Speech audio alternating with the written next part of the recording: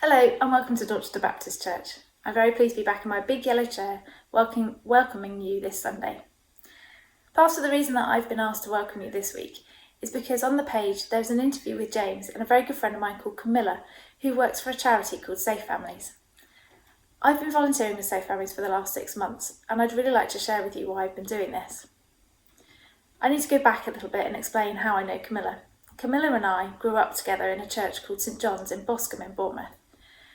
And it was here that both of us learned how to share God's love and how to love people in any way that they need to be loved. Because of the place that the church was in, it was very close to where there was a lot of problems with addiction. And people were welcomed into this church with open arms. Whatever they needed, they were provided with. They were given support in whatever way they might need it. And there were often people around in the church who you wouldn't normally expect to see in a church. We learnt from a really young age how to share God's love. And for both Camilla and I, that has stuck with us through our whole Christian journey. So I heard about Safe Families about 2 years ago when my mum had told me that Camilla had started working with them. So I looked up online what the Safe Families was about, and it brought tears to my eyes. It's about showing God's love to people who need just a little bit of extra support for whatever reason.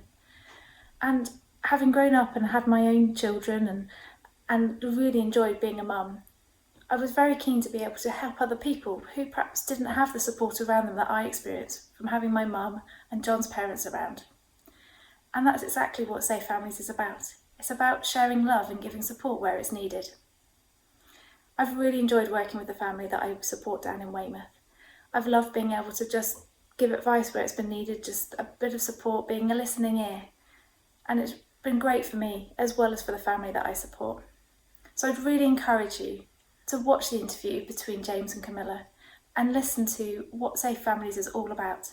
For me, it's an amazing charity and it brings tears to my eyes when I watch that interview between James and Camilla.